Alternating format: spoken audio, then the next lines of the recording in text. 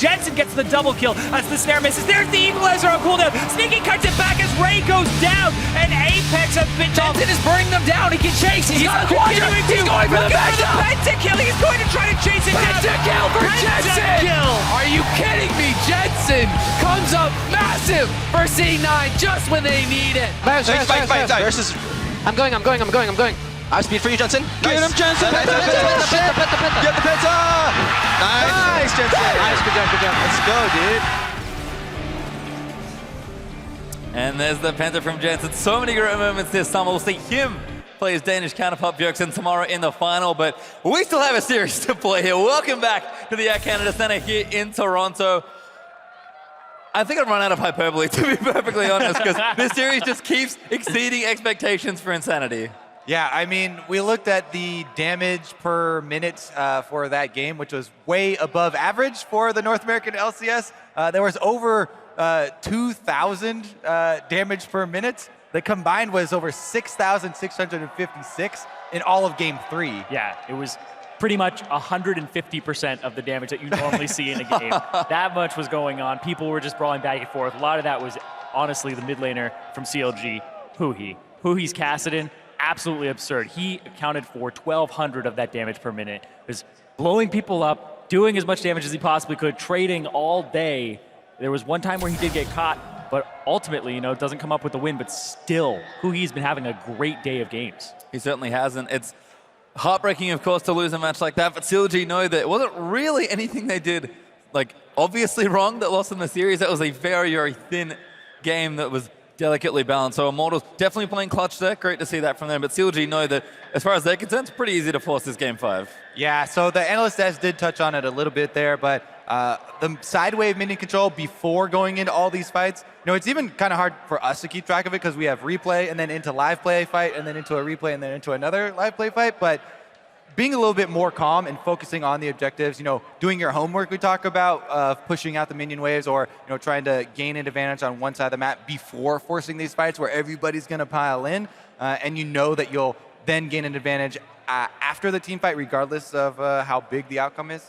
And it's very actually difficult to judge when you need to push in and when you can't, because sometimes you have to push in when your team says we want to go for a fight here in about 30 seconds, whereas if the other team is trying to do that and you're pushing in, well, you're on their side of the map, you're going to get destroyed, and we saw that happen one time to Huhi. Otherwise, everybody was really playing it quite well. And it's not that easy. We saw Darshan and Huni trading blows, fighting over the ability to push those in over and over, pretty much the entire game. Plus, we saw in the late game there, that one crucial player where Huhi did follow up and try to kill Pobelter, chunked him really low, but chased a little bit too far, and you give a lot of momentum over to the other team. So very, very precarious, and you do get to these late game situations where it is so close. Well, I just have a feeling we're going to get a 5th game, but if that's the case, CLG need to win this one. We'll see what happens here in the draft for game number 4. Rumble, of course, instantly banned away. We'll see what adaptations CLG have, and I think the Vlad just has to go. Yeah, I think as well, the Vladimir has been a big problem for them, unless they're going to pick something like a Cassiopeia into it and hard counter it, because Immortals have shown that they do not mind picking their solo lanes blind if they are Echo and Vladimir. Respect still to Aphromu, though, as Bard will continue to be banned throughout the entire series. Really respecting his prowess on the champion here. Seems like they are going to take it a little slower here in the champs. Like, I can't really blame them. These are the slowest that we've seen the bans go by today so far. Yeah, first couple are those target bans, and then they're getting now down to how many of these high tier picks do I want to give over? You know, the Gangplanks, the Vladimirs, these type of things, these first pick champions, because this is the reason why, you know, Immortals did choose to have red side in the last game when the choice was there, and now CLG still going to be on blue. Yeah, CLG selected blue side for this, even though red side has won every single time so far.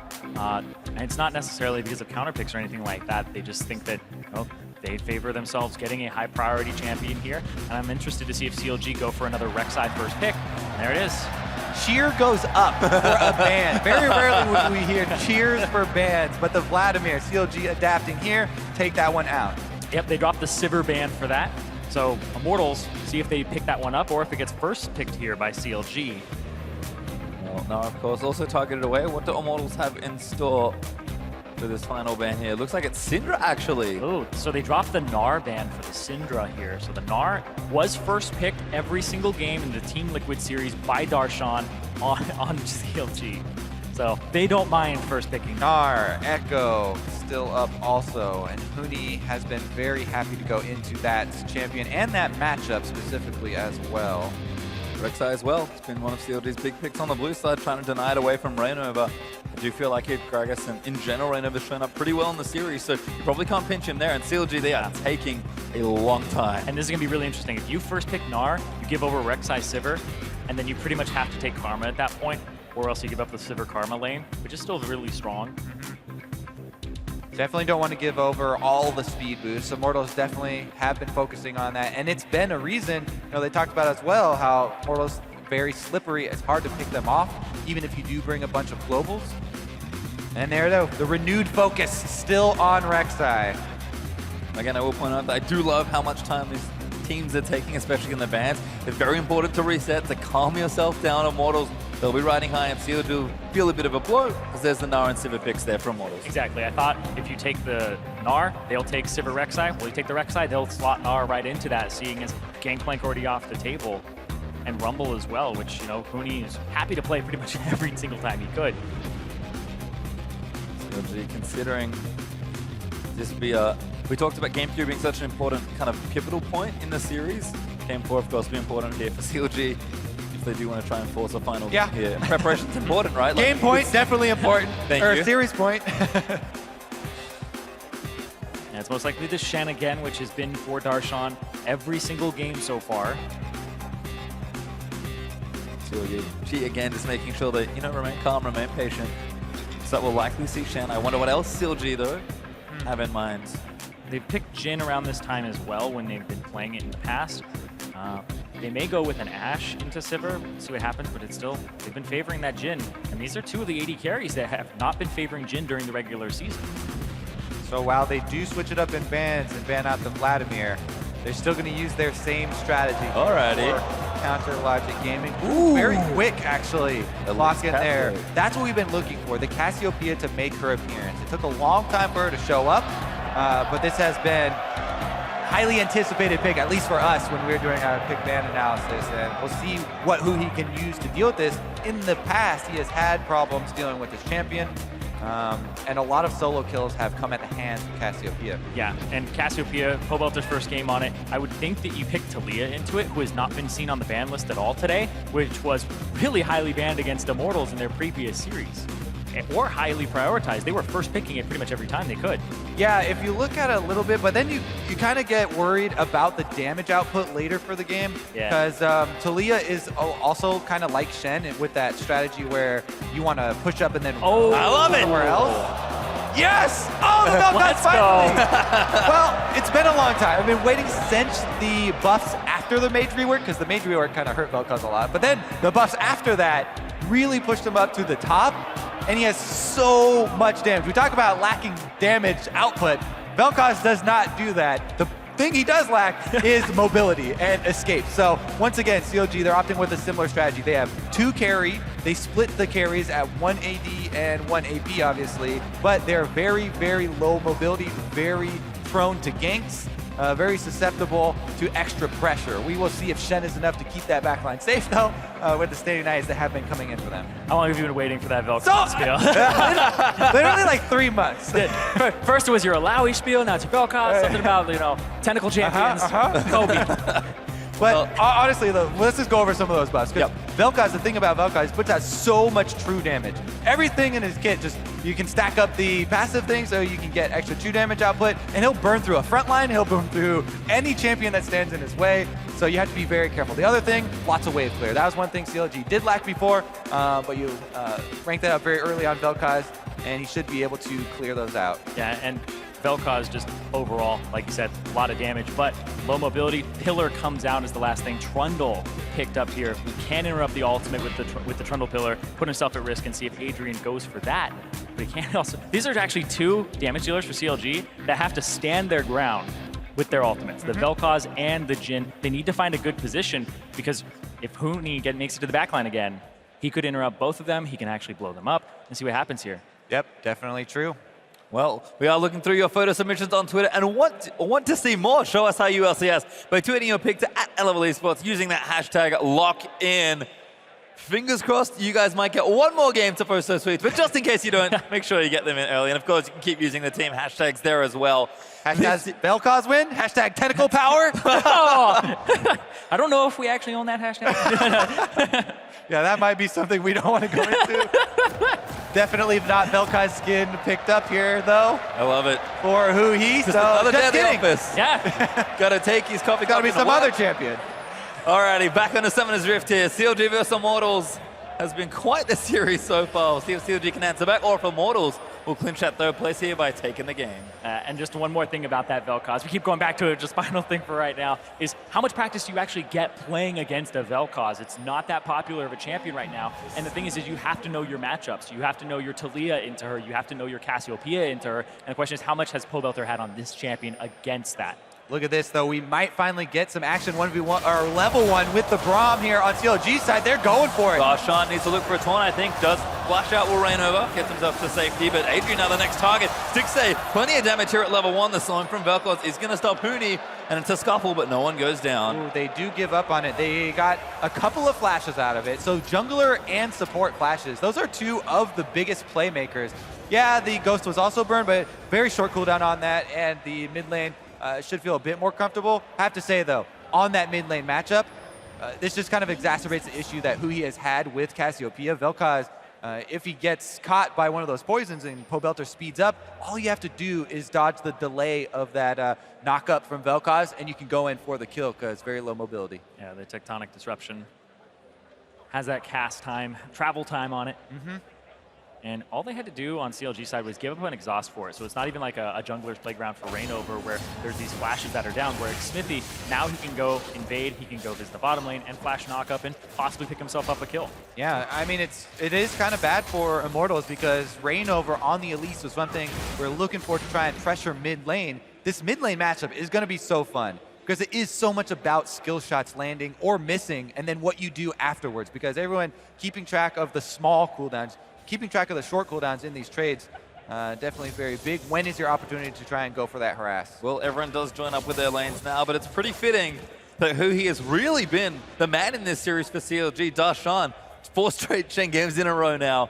Stixxay relatively consistent on his champions and playing very well. Hui's been the one that's changing champions up that we kind of needed to see something a little more from. And he has shown up in this series, and he will need to really go off if he's going to push CLG to a last game. The man put out 1,200 DPM. Gotta do it again, man. You're like, show me more. Get that 1,500, baby. Yeah, and he doesn't even do that much damage during the early parts of the game, but that game was incredibly long, so the Kassadin was able to power up. But Hui has been having a great day, honestly. Even his game 1, he was looking right on point as well. Oh, and here again, we have so much continued focus on teamwork to get control of this vision, to get these Scuttle Crabs down, and ensure that both the bottom lane and the mid lane can play with a little bit more of an aggressive style. We can already see once again CLG's bottom lane Stixxay and Aframu shoving them into the lane to force Sivir CS under turret and trying to get some harass down on them as they do it.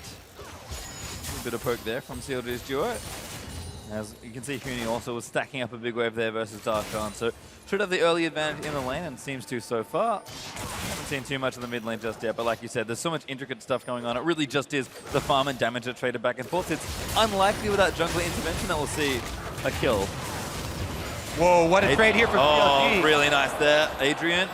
Gotta be a bit careful. We'll get out to safety, but CLG handily win that. That Unbreakable from Aframu doing so much work in the trade, blocking a tremendous amount of damage, and CLG do come out ahead.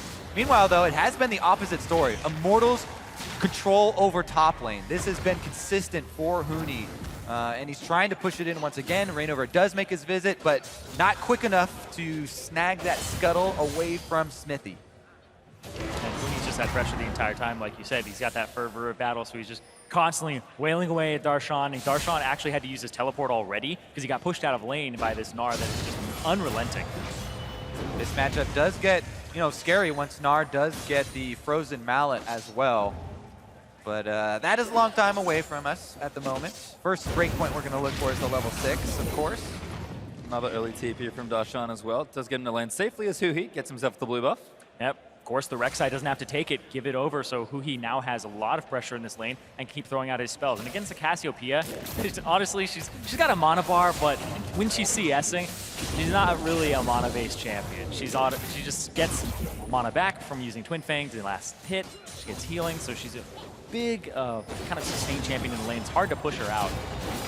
Good trade again from Darshan, actually, as he taunts Huni into that big cannon wave. Again, certainly knows his limits in these matchups, and Darshan has been consistent and impressive, especially laning versus Huni 1v1. Huni, though, probably just going to use that TP, much like Darshan did, to give himself a bit of an edge in lane, and we expect Na to take over. We'll see if Huni can do it again, because he could do it on Echo, but he couldn't quite do it on Na. Yeah, and look at that, why he was going so far back to get his recall off. Darshan looking to try and interrupt him, but here we go on the bottom side. What a pillar. Oh, well, Turtle doesn't quite get the spell shield down. There's an knock from McSmithy. First blood looking to go over to Stixay. Bloodthought is not enough. Stixay flashes in, and he claims it. And Aframu lives. Stixay heals right there, and they get out afterwards. Another big move for CLG in the bottom lane. Smithy controls the Scuttle Crabs, gets off the first gank. It's because Reignover went for it early back there on the Elise, but Smithy has been outperforming Reignover in this series. Yeah, Reignover actually has had a lot of his team's deaths. One of the first ones in game 1, one of the first ones in game 3 being First Blood, and honestly, like 3 of the deaths that he had previously in game 2. CLG justifying their focus on the first pick Rek'Sai. Smithy controls both of the Scuttle Crabs, knows he has vision advantage, even though Adrian had a good pillar there. It's Aframu who gets in for the playmaking. Yeah, and at this point, Adrian doesn't have his exhaust. He had used it previously, so he doesn't have that summoner spell available to exhaust Stixay, to stop some of that damage, to actually nullify a bit of that crit.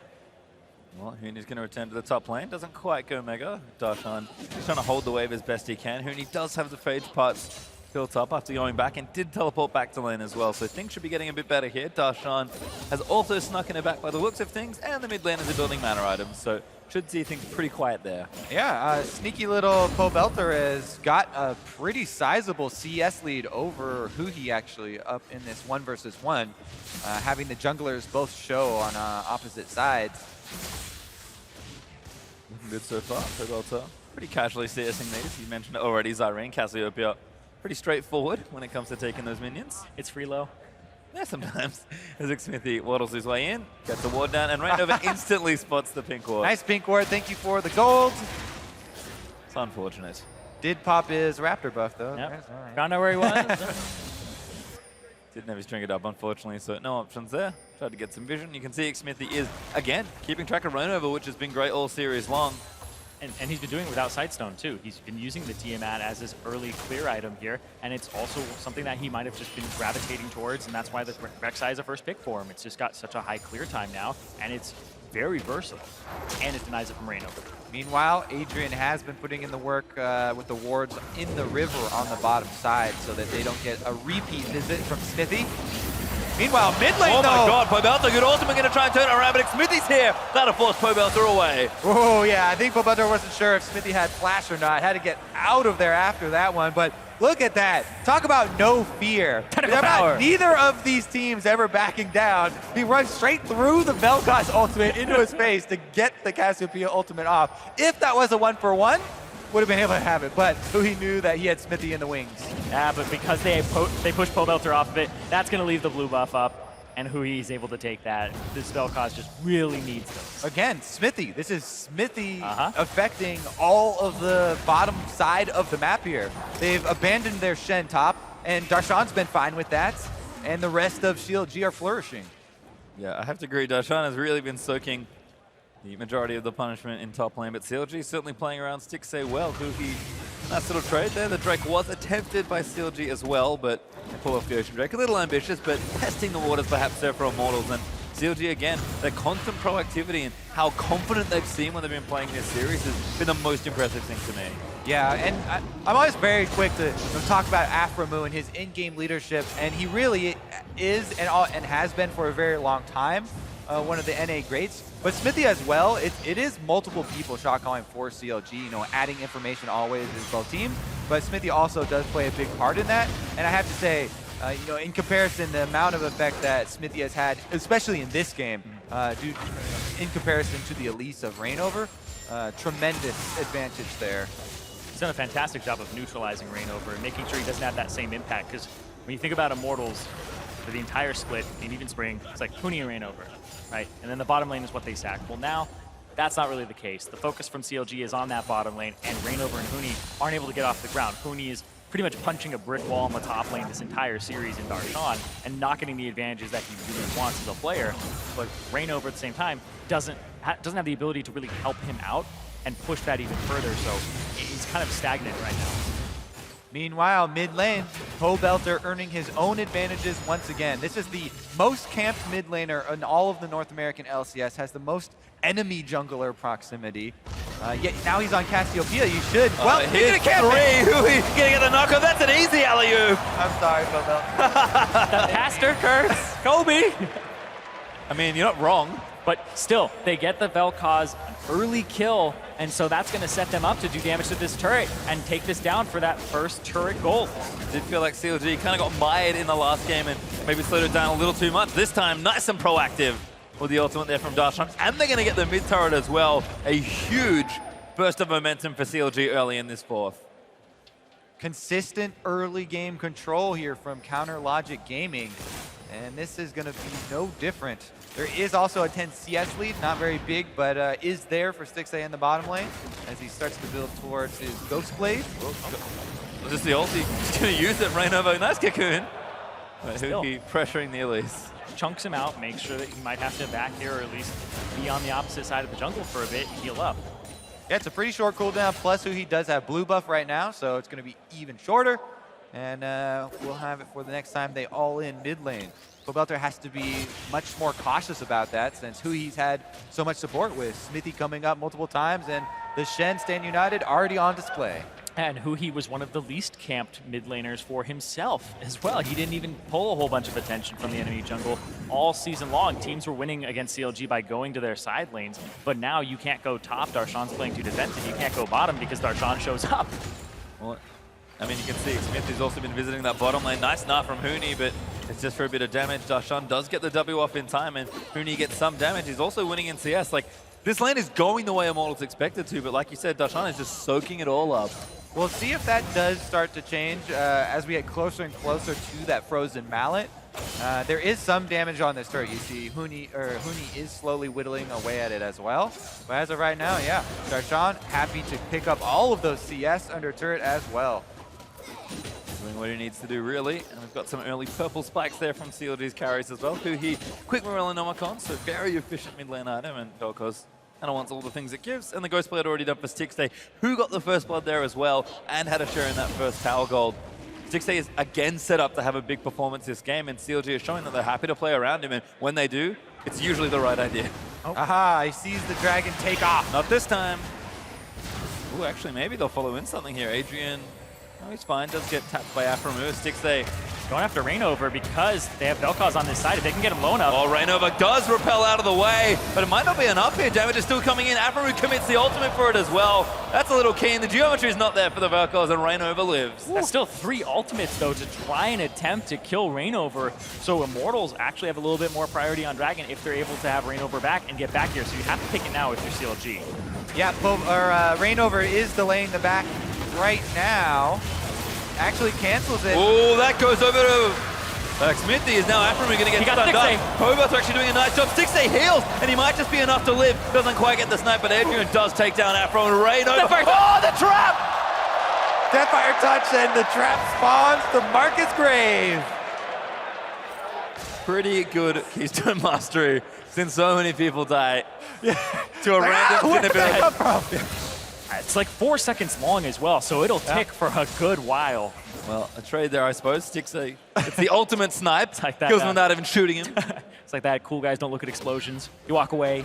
Talk about the tension, though. Pastry literally jumped, by the way, up into the air at that kill. Immortals, though, refocus on this game. They're taking the objective afterwards. Turret goes down. They're going to get that extra global gold. CLG looking to collapse on them and not let them escape. But Huni almost has ultimate here. This might be a mistake from CLG. Hui, I think he's going to face check a Mega Narc. Smithy going to try and save him with the Narc. Lands on the 3 wall follows as well. Huni! Big play, but he does go down. Now Darshan, we're going to try and chase it down. Well, Toto gonna get himself tagged, and Pobelta's in a whole host of trouble. Flat, not gonna make it. Ultimate opens up, Stixay gets the snipe. Looking for more, but he's not gonna find any more fish. Take it back. It's a mistake there for Immortals to stick around. Low mana on Pobelter, and everybody showed up as if they were going to brawl, but no one even in sight that it could actually help them. Gen is such a good pick versus Immortals. Oh, yeah. As we're seeing this game play out and the entire series play out, this has been the consistent strength that CLG have been playing to. To a team that wants to constantly fight, if you have the extra global there from your top laner and the ability to actually hold up in the 1 versus 1 as well, really means a lot for them, and they do stand united down bottom to get the turret answer. Yeah, and we're seeing the Gangplank banned every single time on that red side, so you're safe to pick that Shen. Gnar is pretty much the other bad matchup for it, and I thought that this was what was going to be banned in Game 2, but it's been picked by Darshan every single time. He's been able to get his hands on it, and Immortals have just left it up, and it's been incredibly effective every single time. They don't expect this to happen. Huni dedicates himself to it, but look at that double taunt. Yeah, so even though, Huni does make a good heads-up play here to get the 1 kill onto Huhi, however, the reason CLG pick all this up, they have basically 5 members. With the ability of Jin to add extra damage from long range and steal that kill, secure that kill, that was pretty much all 5 members taking part in it. Meanwhile, Reignover was not a participant in that battle. I actually think it's really smart that they gave that over to Stixay. Like, let me ulti, let me finish him off, because of the fact that it's been a 2-threat composition from CLG every single time, and Huhi was already dead. So give it over to the one that's left, give it over to Stixay, and so that's why he's 3-0-1 right now. He's been getting so much help. Definitely agree. That was why their Game 1 was so successful for Counter Logic Gaming. Once you get out ahead in a flat armor penetration build and people are trying to catch up because you have another very big magic damage threat, it's very difficult. Well, this is the new one. Huni actually might get even more of a lead in this top lane. Did get the tower in the replay, I believe, but Rift Herald, which we've barely seen at all today on Summoner's Rift, is actually going to go over to Huni. It's funny because the only time I really see Rift Herald taken now is when it's for a Gnar or against a Gnar. A lot of the times it's just left out to dry, but Gnars really like it for helping their split pushing. Definitely is interesting seeing CLG's adaptation in this series compared to their previous series versus TSM. Previously versus TSM, Counter Logic Gaming were the ones focusing top. Well, now they're walking all up there with a bunch of people, and they're looking to dive. I think, except for the wrong reason. But of course, actually does snipe him down. Huni doesn't quite take enough damage because the cocoon from Reignover is clutch. Oh yeah, Reignover puts himself in danger's way there to stop it. And he has the snipe. Oh, Pobelta got tagged. Tagged again. Shots in. There's the 4th. Where is it? Crit Pobelta, but it's not enough. CLG will take the turret instead. Exactly. They pushed them off of the turret. Wild Turtle back in base, so they didn't even have a good wave clear source there. And Pobelter had to be on defense duty there to stop Huni from going down. And now CLG, they're low on Immortal side. They get to continue to push. They may get a tier 2. Siege continues. All 5 members have joined, and they are poking down Immortals. Darshan looks so far forward there, but they're just canceling some backs. Velkor's poke is good here for the Siege. Stixay gets himself caught in a traffic cone. That should be okay, and CLG is going to keep pushing. If the wave joins him in time, they might get another turret. Looks like they'll back away instead, but Drake up at a minute 20. CLG taking real control of this game. Huge amount of control. All the outer turrets down now for Immortals, and they have to be a lot more wary of getting out of position. Stand United back available, plus the teleport for Darshan, so many options for Counter Logic Gaming to try and push the issue and further this gold lead. What I was talking about before, though, is the adaptation CLG between this series and their series versus TSM. Versus TSM, they kept giving up Gangplank, a top laner similar to Zen that absorbs in the top lane, has the wave flare and then the global ult, and they were focusing all their efforts up top, but it didn't work for them. They lost 3-0 to TSM trying to focus top, so now they completely focused. They kind of adapted that strategy. They're the ones focusing bottom. They're trying to play aggressive bottom with a different global, and it is working out a lot better for them. Big Stixay certainly set up to carry this game because the Dustblade is now online. CLG going to have a real big point of strength if Immortals choose to fight them around this Infernal Drake. It's up in 15 seconds. I get the feeling that Immortals maybe don't fancy a fight, but they're not particularly shy about brawling, so maybe I'm wrong there, as Immortals are at least going to clear out the vision in the area. Yeah, I'm just looking at where the gold is on these teams. The advantage for Stixay is only about 1,100 right now, and then the other one is CLG. Xmithy is up 1,200 right now over Reignover, so he's just been getting out jungled, and just the assistance that Xmithy's been putting on the map and the pressure, definitely, like you've been saying, Kobe, justifies that first pick of a Rek'Sai. Well, Drake is up, so we'll see if CLG want to take it. Darshan can join when he needs to, but Afro gets caught. Now Rainover actually the one caught in the trap. Propeller's down, he comes straight back towards Xmithy, and that's a flash burn for the Elisa. Stixay landed up again. Adrian not that tanky, he's the support Trundle. Snipe is there! Oh! Stixay gets another snipe. Flash in the straight line. He was trying to get out of the distance, the max distance there for the ultimate, but can't get out of it. Maybe if he flashes left, he gets out of that, but gets caught by somebody else. Then you're just giving the money over to a different place. Regardless, CLG, they're moving right up mid lane with that. Yeah, immediately just put their pressure there. They can go turn onto the Infernal Drake, though. That's what they've been going after this entire time, is just trying to get that Drake for themselves and get that smaller advantage, whereas Huni and Darshan still top lane, brawling it out, not coming into these fights just yet. Hasn't been an opportunity, but there we go. Here comes Huni, Mega Gnar available, Wow. ultimate up. Where'd Darshan go? He got interrupted. All right, we're okay. Oh, never mind, we're not. Xmithy does take it, but Wild Turtle burning low. It's actually Immortals that are in trouble. Cross-map play getting awfully complex. But Darshan does stop the TP, CLG do get the Drake, and Wild Turtle lives to fight another day. Very big. Darshan went in and he taunted Huni out of that teleport. So now, not only does he have teleport advantage, but he has Stand United. And CLG also were able to claim the Drake. Huge amount of control for them, especially with the map being so open. What they need to do is start moving up some wards so they can make these picks. They have a Jhin ultimate, they have Vel'Koz, really ramping up. So definitely up to them to try and increase this lead. And you've been talking about how CLG have had an early game advantage in almost every single one of these games. Immortals have struggled to get an early game advantage, even in their semifinal matchup, only having 1 out of those 5 games where they were up early. Same thing is happening here. Immortals just aren't playing the early game well, especially against something like a Shen. They seem to be a little bit paralyzed in their early aggression, and when they get a little too overzealous, they're punished for it. I feel like the name of the game right now for meta is Globals. Jungler influence also cannot be overlooked. We got to throw that in there. Junglers, we're still relevant. Yeah, exactly. Junglers, in a lot of ways, are kind of the global you always have. They're exerting constantly throughout the map. I got you. The human global. That is honestly why a lot of junglers started jungling as, their main, right? It is a lot about the mind games of guessing where your enemy is, trying to figure that out, what you can do to deny extra information. And speaking of the devil, there they go, exchanging a few blows over the all-important ward. Nah. It was either that reason for starting jungle, or it was, all these other junglers suck. Let me do this.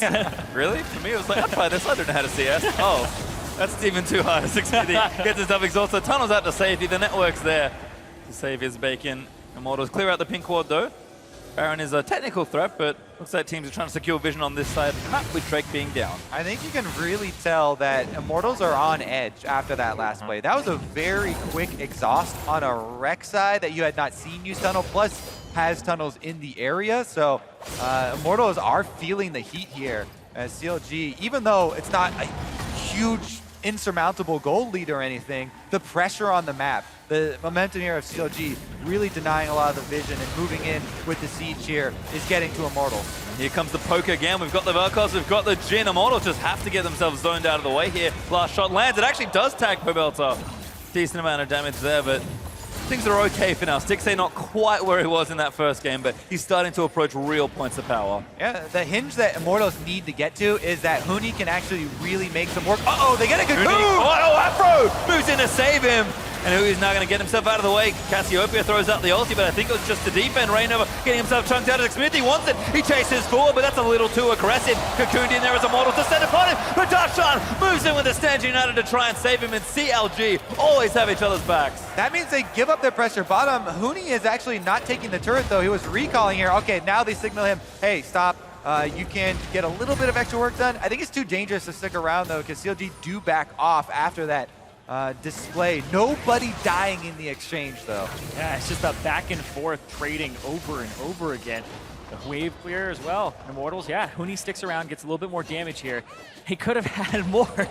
Yeah, I mean, look, toggle the vision on the map right now, because the Immortals' vision is very, very slim. They do see, that's actually, yeah, that's a, there we go. But now Jin's coming down and they don't see him coming. Exactly, they don't see Jin coming. Oh, Dustblade proc, see ya, Huni! Yeah, he had used his hop to get more attack speed on the turret. It has a little buff on it that not a lot of people are very conscious of.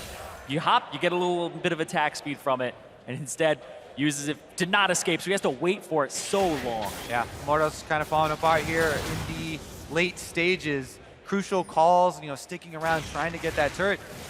That thing had a lot of health, and CLG make a pretty easy collapse to take him down. Again, though, if Immortals just calm down and refocus in this game, they're not that tremendously far behind that they can't get back. They've got a Sivir. They have Cassiopeia. Like, they have plenty of damage for the late game and a decent front line. It just feels like this is the toughest point in the game for Immortals to get through because CLG, they're playing with pressure and their poke and siege is ridiculous with the Vel'Koz and the Jhin. Oh yeah, and the Jhin is 5-0-1 right now. He has all of the kills on his team where they need them. He's only missed out on 2. Well, we might have another scuffle on our hands. Immortals going to force something. Huni with a good flank, but he needs to build the rage.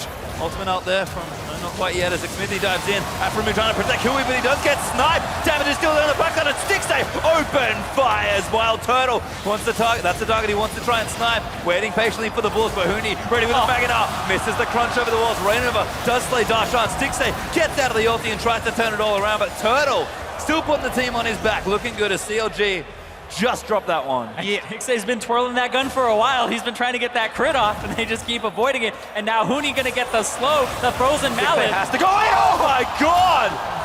Destroys Rainover as Xmithie getting chased. You have to respect the crit Huni's from in. Jhin. He's in deep. He gets the double. And Immortals, they will not go quietly today.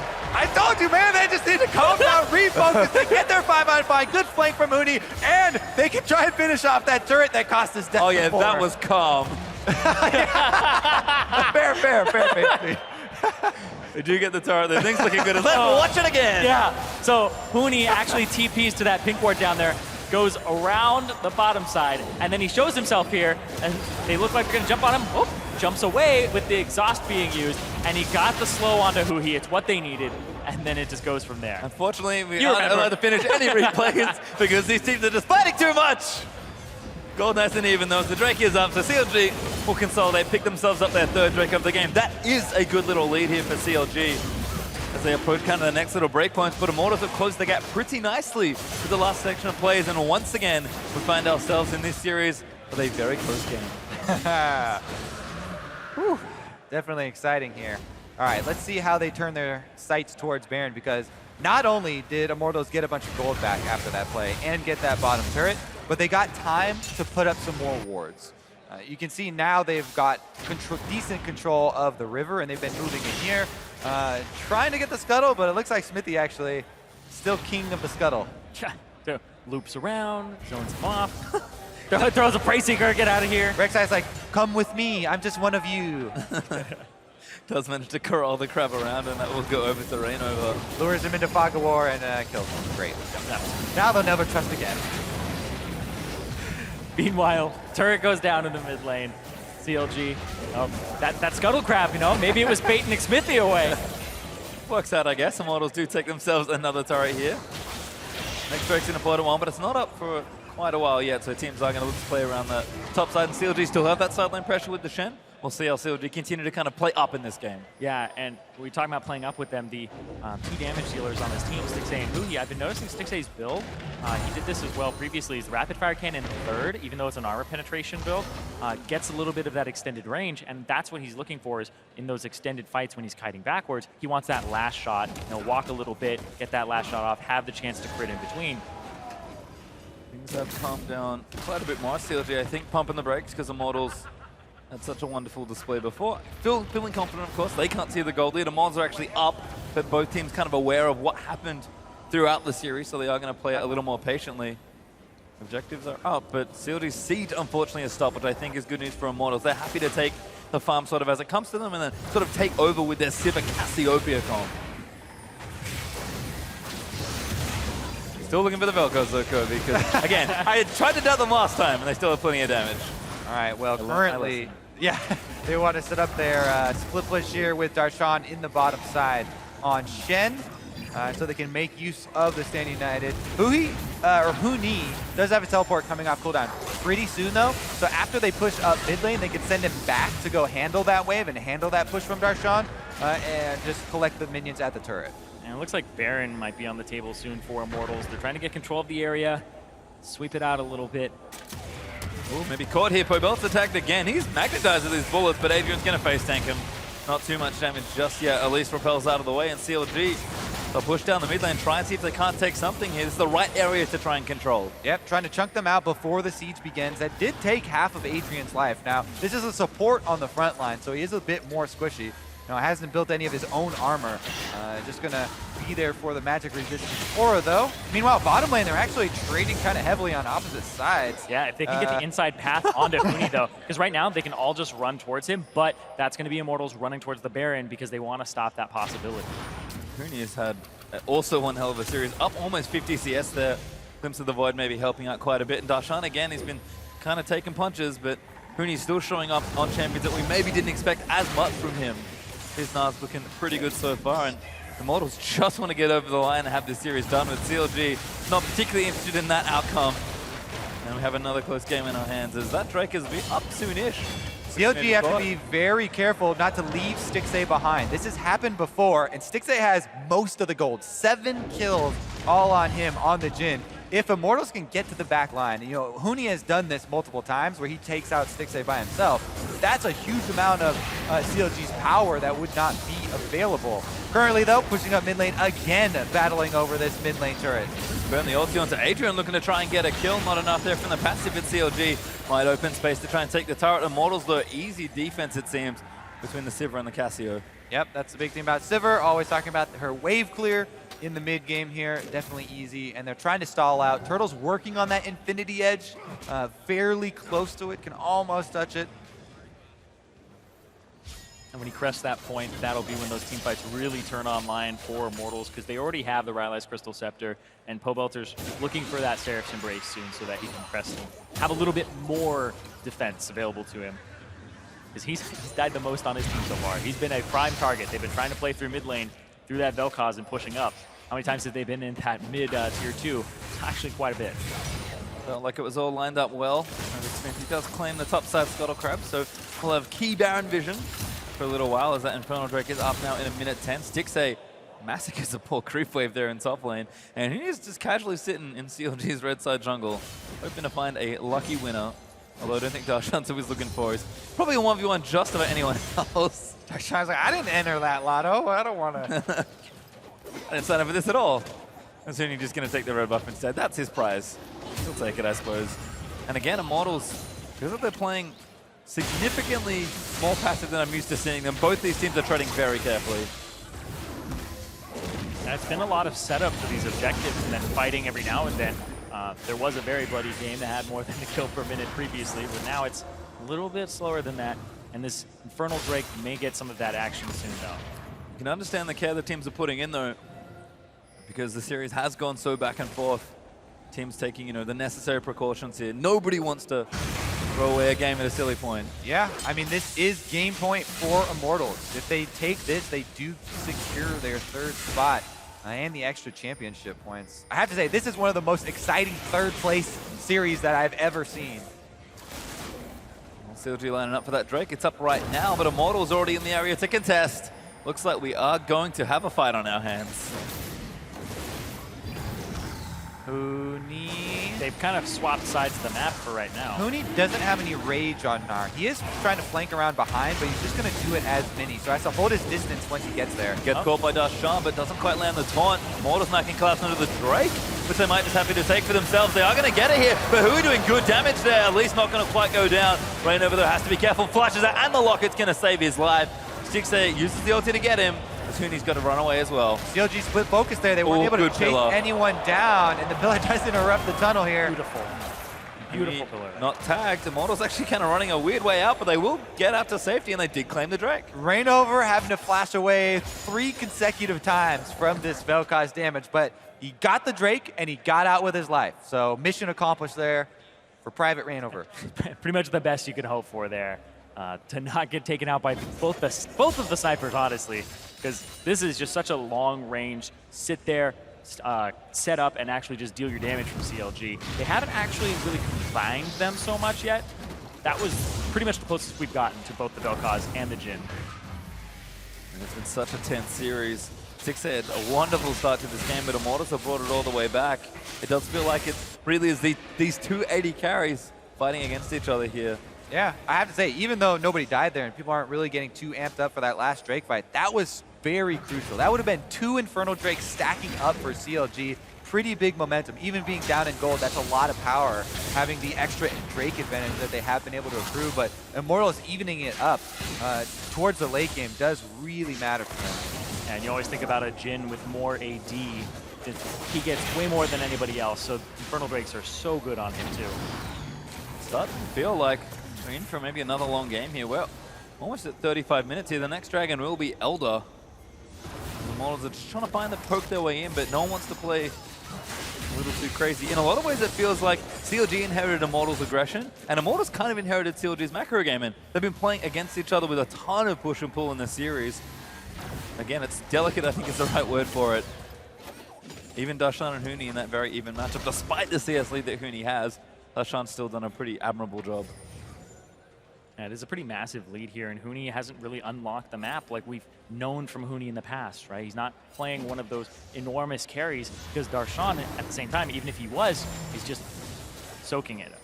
Making sure that he's playing a little bit like Impact was in the series that Immortals played, where you try to play through top lane, they're having none of it. You can't get through that guy. He's just taking the pressure away, and they make plays on other sides of the map. Basically neutralizing a big threat. Uh-oh, here we go, though. They're collapsing on Pobelter, and Jhin ultimate pops. Yeah, Pobelter already burnt his ulti as well. They need to tag him, but Pobelter just slithers away in time. That ghost comes up real clutch. Oh, yeah. Pretty big cooldown there used. No, Pobelter did use the Cassiopeia ultimate as well in the disengage. It comes up very quickly, though. They'll be sure to wait for that. That is a crucial part of their team fight, just as much as the Jhin ultimate for CLG. It will be needed. His pressure is actually starting to mount here. That one Rift Herald may have actually swung enough to at least get some pressure. And like Darshan is struggling a little now. Yeah, I mean, the Black Cleaver stacks up really quickly on him, so he shreds right through the armor. And then the extra slow there from Frozen Mount makes it hard to maneuver around the turret. Darshan starting to take a beating.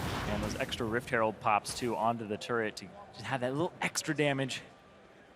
Like, Huni's actually legitimately pulling pressure. In fact, he Yeah, might even there you try go. and take this. Darshan's going to rush his way back, but that turret takes a big chunk of damage. Huni going to keep going for it, hops his way out. Very slick. Gets snared up. Oh, no, that's maybe not Turret good. change. Huni okay, though. Dust Blade trigger, not enough to kill him. Can CLG work with this momentum, though, because that's a huge amount of Whoa, health. Hell Turtle! That's a solo kill, too. Turtle walked in the line of fire there. Huni had made his escape. Well, maybe we'll get a replay of that, because it didn't seem necessary. But both summoners and ultimate used. Yeah. CLG definitely pressing it now. This is the power play. They have to go, and now they're going to snare one up. They look for Pobelter, but don't find him. Nice ult to disengage with the slow. Doesn't quite tag him. McSmithy flush and burrows under Pobelter as Darshan's in there as well.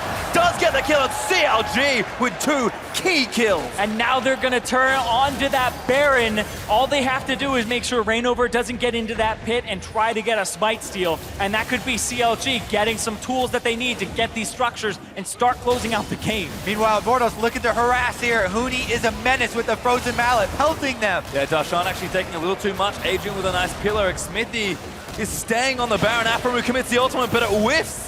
Missing everyone there. And CLG, this is so dangerous. They're getting softened up. They have really to hard. hard commit to this. Ulti out again from Vel'Koz, but it's not quite enough damage. Huni very tanky. His Stixay opens fire with the curtain call again. Getting damage on Huni, but he's trying to take him out. Big crit, but they actually have to pull off the objective now. Immortals successful in stopping CLG. Oh, Stixay! Touch! Takes out Huni, and now Reignover going to get caught. CLG turn it back around again.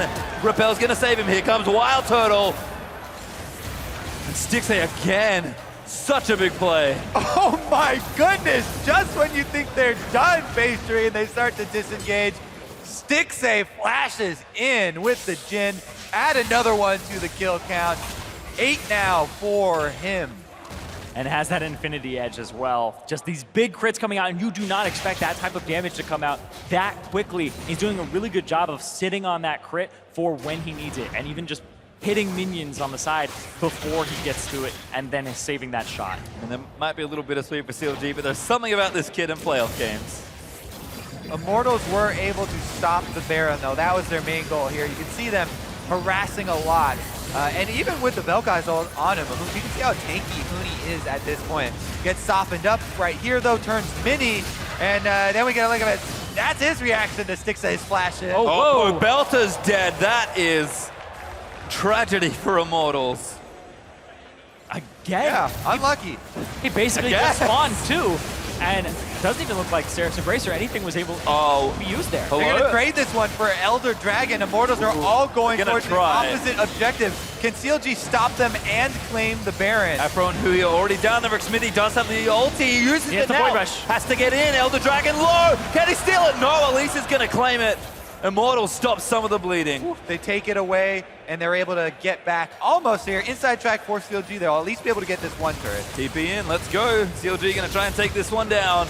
Dashan playing in the front lines as well. Immortals have to defend for Pobelter. 15 seconds till he's back. Yeah, and this Elder Dragon, it's not that great because it's only got one Drake behind it. But right here, Reignover on the side, they're just dealing damage to this turret. They're just trying to muscle it down. They're going to take it. It will fall here. Pobelter back up. 3 seconds. CLG. Do they want to commit for this inhibitor? They don't. It's a little too dicey. Immortals look for an exit kill. Dashan threatens again with the taunt. Stixay going to miss that snare. Reignover definitely dodges it. CLG, you cannot get greedy here. Some critical picks for CLG in the last few minutes of the gameplay here. Wild Turtle and Pobelter both going down to those long-range snipes. And Smithy as well had a flank to cut off the disengage from Immortals and really bring it all together. Now with Baron buff, they can return to the siege and try and get more. Time for these players to take a deep breath. CLG, seems like they're in position to force it down, but again, the goal is so close. We're late into the game. Again, it's just going to come down to execution, and both these teams have shown such incredible mental all series long.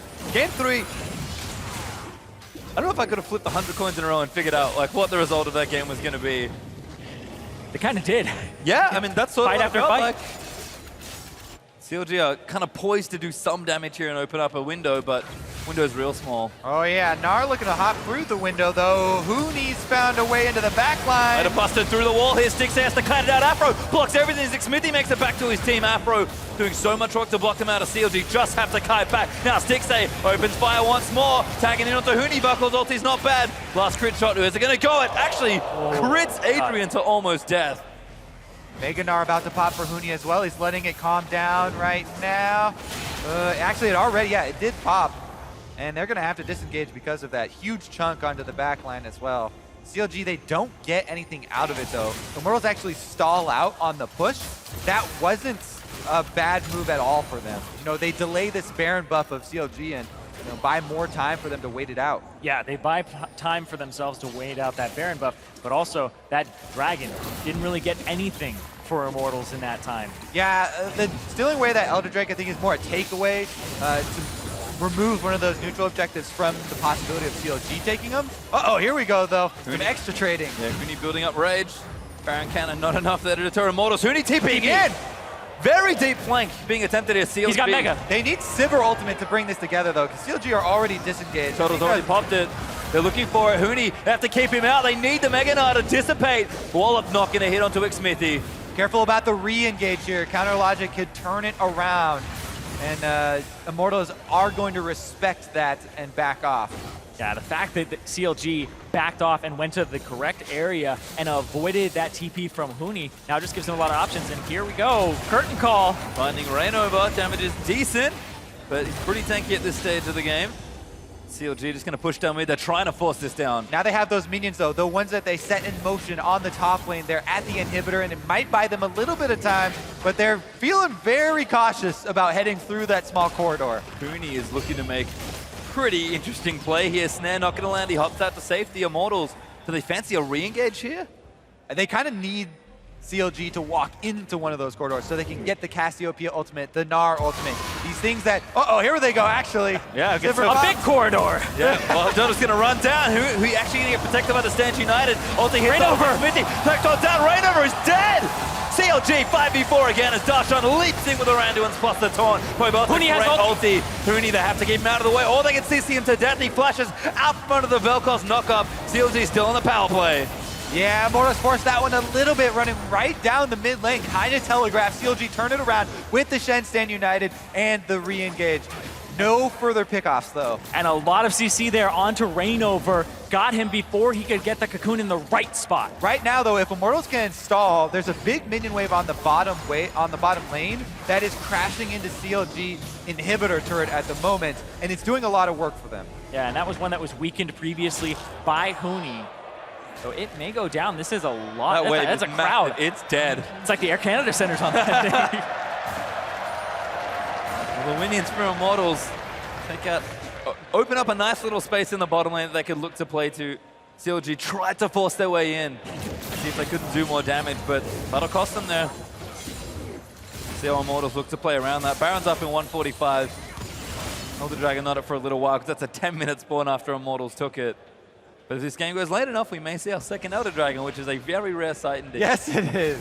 You know it's a long game when you get Elder Dragon Jr. popping up. It has been a long time since I've seen a best of 5 where a lot of the games get to 40 minutes and the gold is just flat even. You'll see that maybe 1 game, 2 games, 3 games. It's absolutely absurd right now how CLG are playing to the level of this team that was #1 in spring, #2 in summer, and was expected to be a finalist both times. And now Immortals, they have to play on the back foot for half of these games. They don't have early game leads, and it's coming down to these fights later on. Really is coming together. CLG with pretty much the entire summer split of struggle, trying to get back to this point. Now Immortals looking to push them off of it as they have their sights set on that 3rd place spot. CLG, plenty of pressure to play with in the side lanes between Darshan and Xsmithy with their globals. Immortals, though, looking to stake claim to the Baron area, but it's not up for about 35 seconds. They'll have a decent shot of vision right now. In fact, both teams are pretty blind in that area. In general, the wards get less because the inventories get a little too full. Very dangerous to be walking around these parts without your team. And one of the great things about Cassiopeia, she doesn't have to buy boots. You get a 6th item, you get a lot more AP. Now, as Pobelter will get to that point, he's going to have a lot of power behind him. Yep, so far, 80 carries are maxed out. Top laners and junglers pretty close to that point. Meanwhile, it is about the pushing here on the side lane. Darshan getting a little bit of answer damage, while the 4-man squad of CLG moves up. Now, keep track of the deep wards here for Immortals as well. Huni's teleport is back off of cooldown. He's got the rage bar in the perfect place. So some of these wards here in the blue quadrant of CLG's jungle are an opportunity for him to try that again. And this time, if they could have Sivir Ultimate sync up and actually close the gap there a second earlier, then Immortals might be able to show you what they wanted that team fight to look like. Feels like this game and maybe the series is just going to be determined by these minute windows of opportunity. Baron is back alive and on the table as an objective. See if the teams do want to go for it. Immortals move their way in. They'll clear out the vision. CLG now forced to check the area. Yeah, and this is a Cassiopeia. They can do this so quickly if Immortals jump on it. But look at this. They know that they're split. Oh, Huni actually got tagged by Afro, but the rest of CLG are in trouble. Afro turns it around. Blockos on to get a shred down Rainover, but it's not quite enough. Stixay does kill Rainover in the end, and Afro's tanking so much. Huni in the back. Pobelter goes down. Huni trying to do what he can. He gets the double wallop, but now going to get himself stunned. Xsmithy kites his way away. Does have the GA and CLG. I think they're doing it. Huni dead. Good knock up there after the GA. CLG claim a couple. Can they chase down more? It looks like Turtle's going the deep end here into CLG territory through the turrets, and he's trying to kite him out. Flash on from Darshan. CLG going to make this efficient as they look to take down Turtle. Turtle is just buying time. His team on his back. He's his heel. Trying to kite away. Flashes over to the enemy base. Spell shields an auto from the Rek'Sai and stands his ground. Darshan claims him, but what a hero. Meanwhile, Stixay and Hui are pushing up the bottom lane, trying to get into the base. And Adrian's the one who's left here just to try and buy some time. The TP from Darshan looks like he's going to try to get up here. His death time is long, but maybe not long enough. CLG, how are you feeling? How much do you want to press to try and force this game 5? Well, Rainover's about to come up, then 20 more seconds on Huni after that. I wouldn't try and grab too much, the way these games have been going. Especially since Elder Dragon is in 1 minute right now. If you end up dying, you would be dead for that fight. Baron is on the Rift as well already, and definitely could be used to quickly push through the base, or Baron Empowered Recall to try and protect your Nexus. And this is an attempt at a flank from Xsmithy and Huni. Huni ends up right here, but Smithy's on the backside on the left, and this is great. Pobelter interrupts Huhi, but there's still just so much damage. Yeah, look at the collapse here onto the back line of CLG. They peel for Stixay and Huhi just barely. Huhi uses both summoners. He's able to barely get out. Look at that. That must be sub 50 HP right there on him. Then Stixay zones the back line here. Turtle didn't get to go back in at all there. And barely coming out ahead. CLG are able to take control of the map. We'll see if this turns into a Baron bait. As the tables have turned, we'll see if vision control comes up next.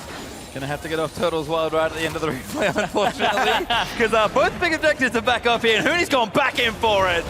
That can't build his Meganar just yet, so he's just getting this chip damage in the Frozen Mallet. Remember, a lot of summoners were boned in the last Dash fight. on.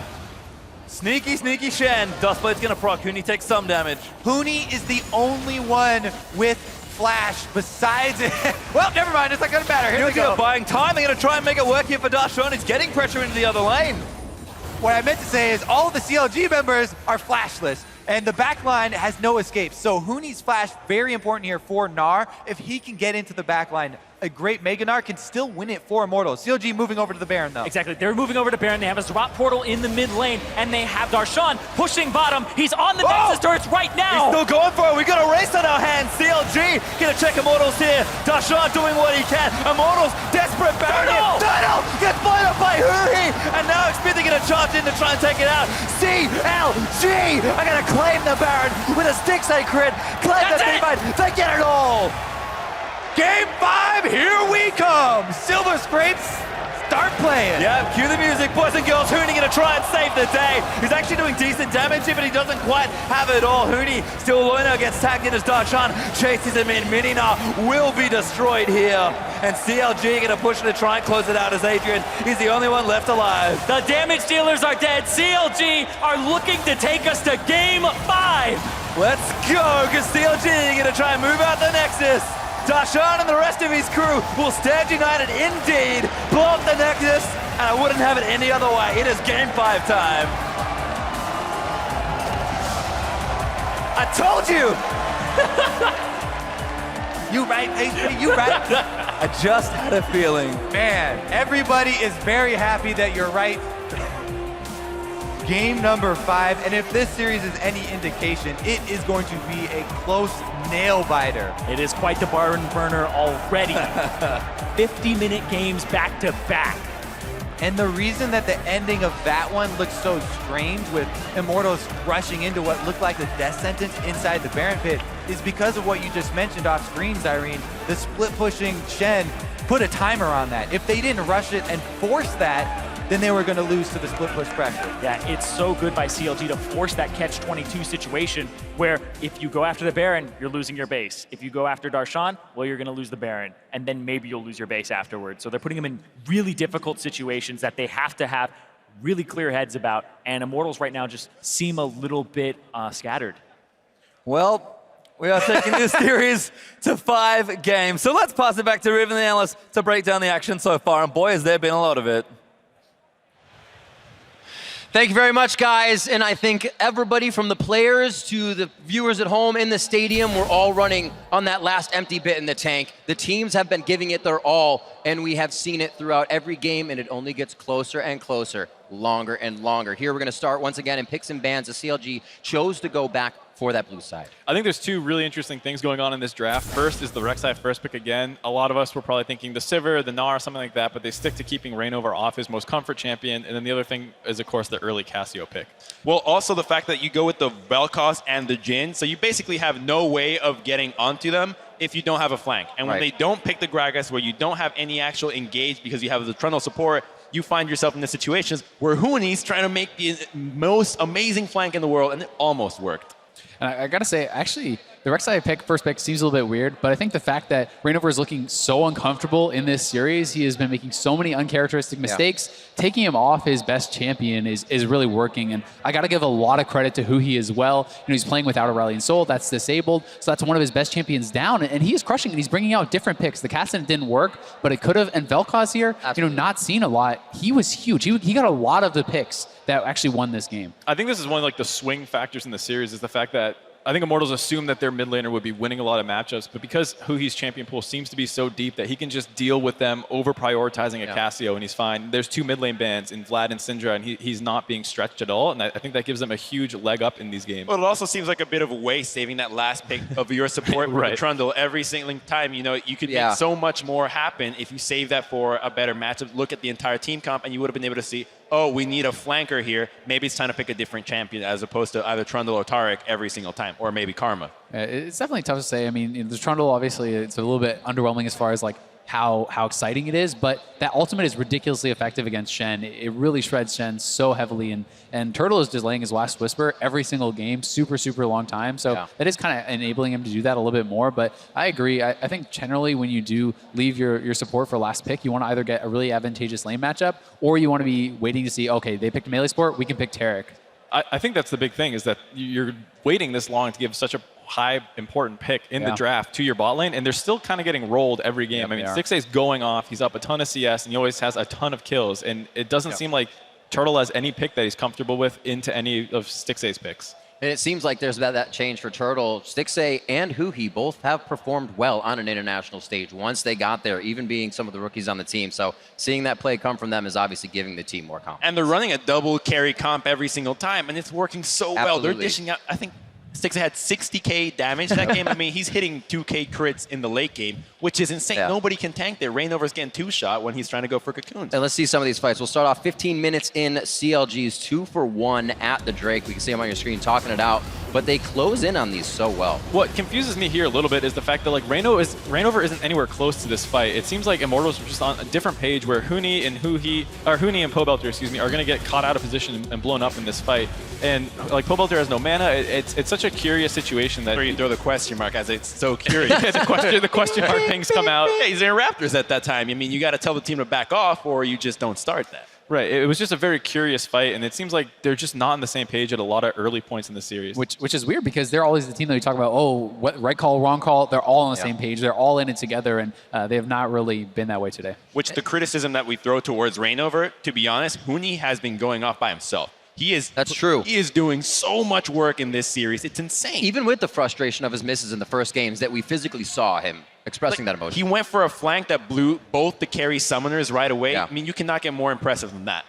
Well, it caused a lot of fighting throughout this one. We had to get about 25-30 in before we really got any more fights. And this goes to show how scrappy it was becoming as CLG kind of takes a little more than they can handle here. This is what we were talking about, where we say Huni's flanks have been super impressive, because coming in as a mini-gnar like this, most people just kind of get blown up, but he's able to sidestep, holds his jump, and he just starts getting a lot of pressure down that enables Rainover to get that cocoon off. Well, look how much damage he actually got off onto Huhi. He almost sold out the Vel'Koz there, which was massive, because they were struggling to get on this guy throughout the whole game. Ignore that little failed jump, though. But overall, yeah, like the rest of the fights have been super impressive by Huni, and it's kind of the rest of his team not holding up. Pobelter dying in lane, with a gank, having to lose his summoners. He walked up and blew his ultimate against the Vel'Koz like that. It's a tough act to follow, to be honest. He is doing so well, but ultimately he cannot do it by himself. And I think that the biggest lack that is usually there for him is Rainover. You know them as the duos, as the guys that go in together and they're able to deal with the backline or deal with anybody in front of them. And because Rainover's not there to be right there with him, they just don't get these same results. And I mean, one thing that's a little bit strange is, maybe Wild Turtle and Adrian are struggling in lane, but this was a 6-item Sivir. He got to get like 500 CS. He's fully built, and he's still doing less than half the damage of the Jhin. He's doing, almost half the damage of his Gnar top laner, and that's just not an acceptable performance from these guys. You depend on the Sivir, you depend on this Cassiopeia to carry in the late game, and so far they haven't been able to do it, and they haven't been able to find a way in on the Vel'Koz and the Jhin with. It was just very well played. To be fair, I think the comp is kind of hard to play against for Immortals. Sivir and Cassie are both a little on the short range side. And then every time that they would speed up Rainover to get in, he wouldn't hit his cocoon on like a primary target, or he would just kind of get peeled away. And Rainover's lack of impact in these team fights is very troubling, especially in the early game. He's just not getting anything done. And then CLG is fine, like abandoning their top side, basically saying, Darshan, lose 30 CS, lose your turret, we'll roll the rest of the map. And it's uncharacteristic, as you say, for Immortals. We see them usually a 2,000, 1,000 gold lead, something in their favor to push. But these games have been completely even, bringing us to 48 minutes, which became a CLG 4-0 in our next replay here. The gold was near even by about 200, and then the game explodes from here. And it's once again an incredible TP by Huni, but unfortunately the follow-up on the carries is just not there. A good exhaust from Afro onto Belcher stops so much of the DPS, and because he's unable to get a full man ultimate here, the follow-up from Immortals is just not going to be there, so they're going to be able to easily dispose of him, kite back, and even had he died there, the fact that 6A gets away and there's nobody there to actually get in range, who do you say, hey, your job is to kill 6A? You don't have anybody. Right, it's the kind of thing where maybe he got the full 3-man Gnarl, then Wild Turtle feels free to walk up and start getting autos off, but he was really out of range of anyone in that fight. And you can just see how much trouble Turtle was really having getting in. If you look at me, he's at the back of the Jin ult, he's just strafing back and forth. Yeah, like don't hit me, dying. please. Yeah. I mean, the damage numbers are crazy too. It's just Huni like double anyone else on his team basically, and everyone else just, we hit some people in team fights while you hopefully set us up. And it's like 6A had the damage of 3 CLG members combined, which is, that's a lot of DPS right there. We'll see if they can all step up. Big thing here, IMT has actually selected blue coming in for game 5. You were kind of talking about, let's put that Trundle pick last. Why are you putting something else? But now they're going to be on that blue side. I think they want that Rek'Sai. Yeah, they're exactly. saying we need to put Rainover on something that has a bigger impact, easier to pull off in the early game, and just something that he's more comfortable, because when you pick Rek'Sai, you know exactly what you're getting. A reliable jungler that has an easy way of making plays, and you put Xmithie on something harder to make plays. I mean, it seems like he just shows up bottom every game and gets kills whenever he wants. The question to me is going to be, do CLG actually put so much priority on Rek'Sai that they just ban it out? Because it's interesting to see strategies even being changed based on this Rek'Sai, how impactful Rainover is on it versus how inconsistent he's looking off of it. Maybe it's worth a ban. We'll see, though. Yeah, I think it's very close because none of the things scream you can drop them, like maybe the Tom or it's something, really hard. because we haven't seen it yet, but it could be a big problem if they don't, because it just allows Turtle to be even safer. Risk it for the biscuit, right? Yeah. YOLO! Oh, I love it. Fantastic analysis. None of us expected a game 5 coming out on the desk. I don't think anybody did, but as both teams look for a silver lining in this series, we look to Silver Scrapes to send us into game 5.